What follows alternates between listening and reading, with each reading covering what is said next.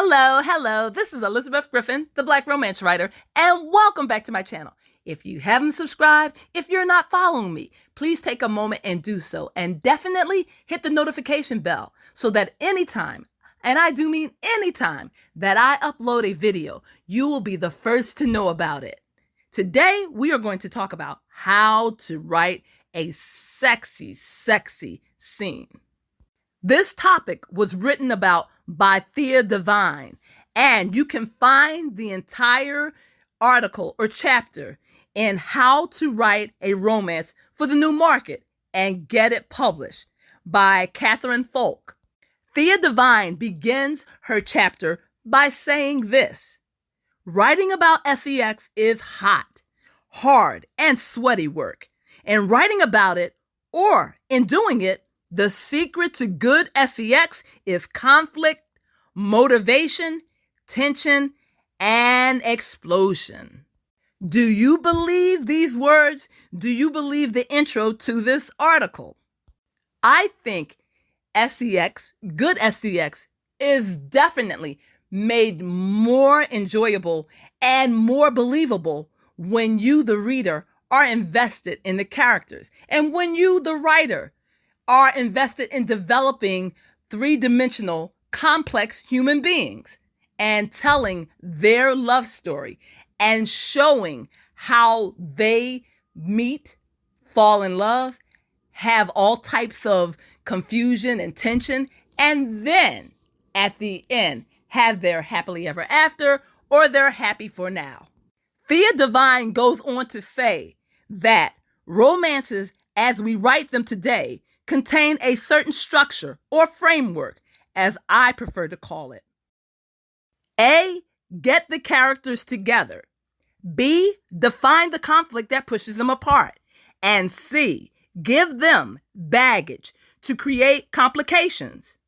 Then add this crucial component: an oppositeness, a polarity, a contradiction between them that will spark like flint on stone.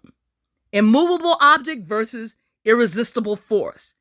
The thing I call pull-tug. She pulls one way, he tugs the other. They are going the same way in opposite directions. This wonderful defining device serves the characterization, the story, and the sex. This contradiction feeds the movement of the story, the conflict, the motivation, and the character's reaction to each other. In essence, they sniff around each other for the length of the book.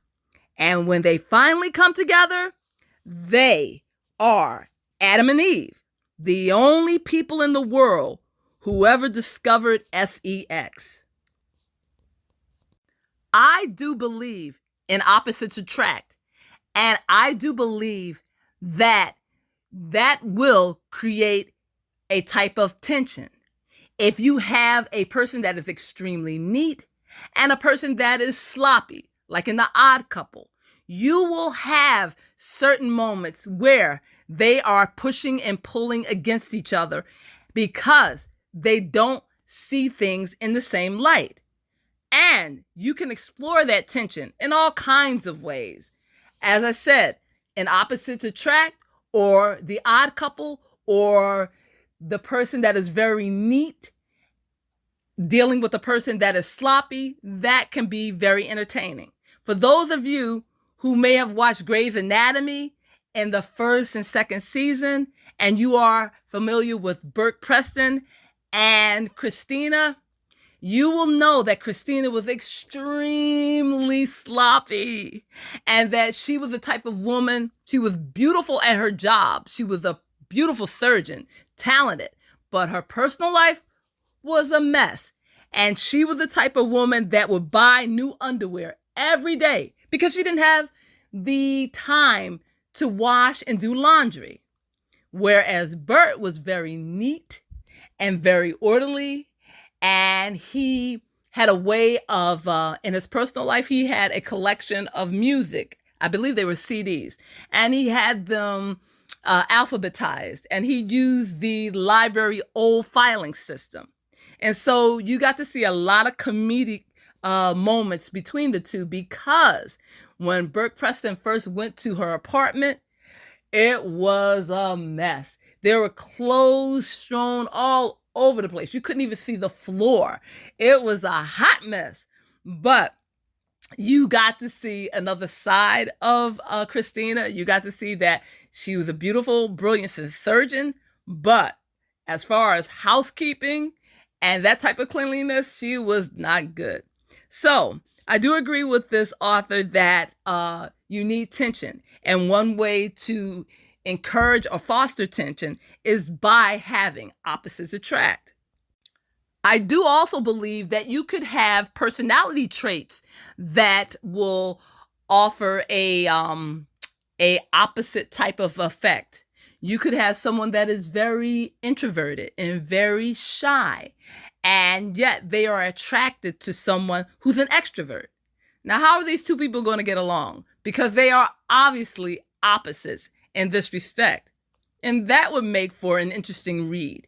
And you may wonder, how is the sex going to be?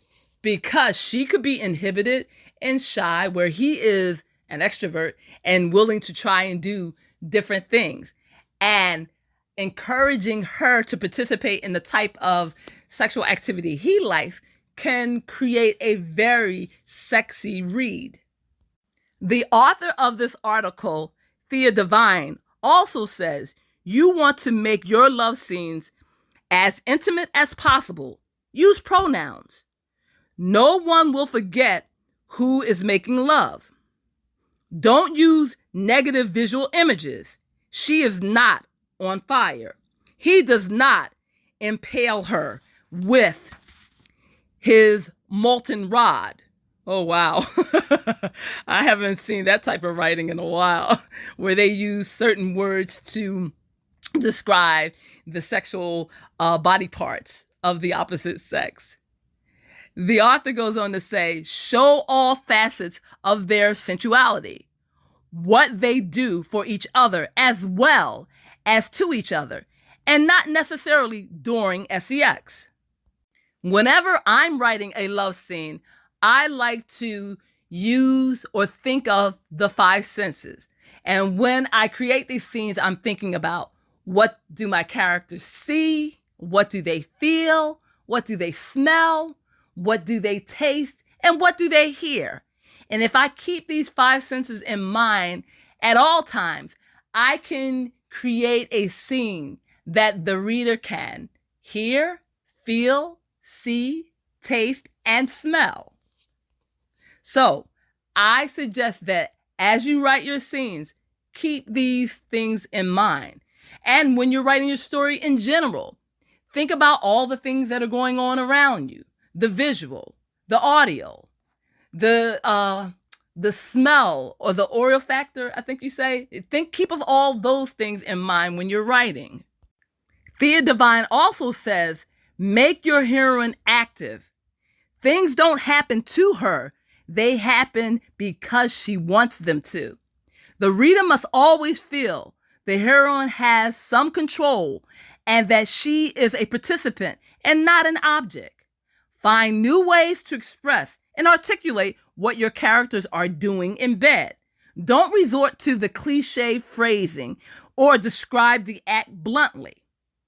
Although sometimes being crude and bold can have its effect, depending on what type of love scene you're writing.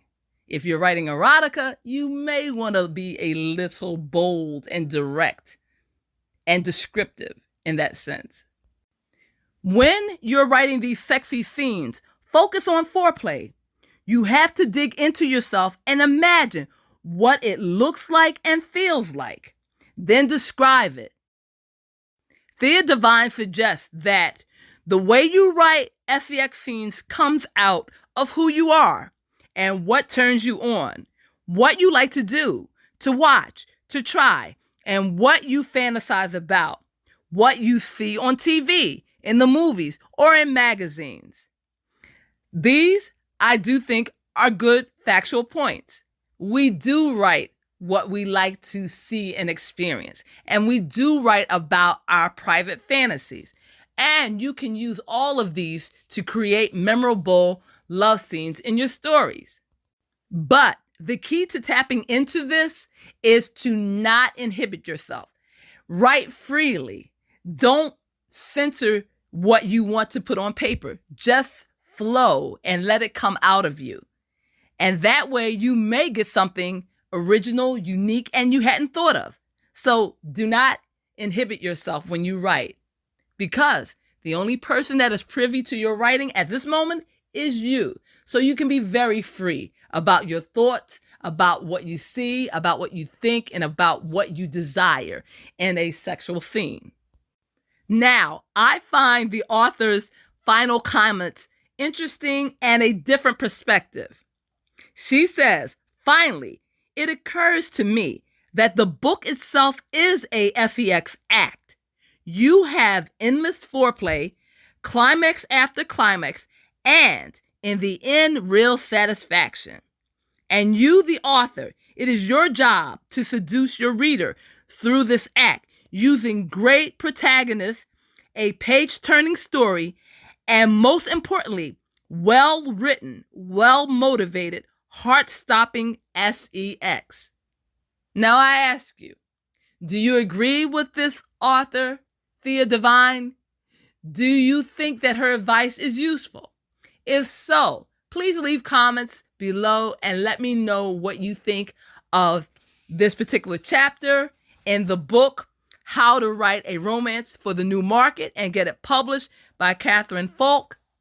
And I would definitely, as I said, love to hear your take on this. And don't forget to support me by buying my audiobooks, which are available everywhere. You can find them on Spotify, Audible, Hoopla, you name it, and I'm there. And if you don't particularly enjoy audiobooks, I also have a catalog of ebooks. So again, I thank you for your time, your patience, and your support. And don't forget to leave a thumbs up and a like and a comment.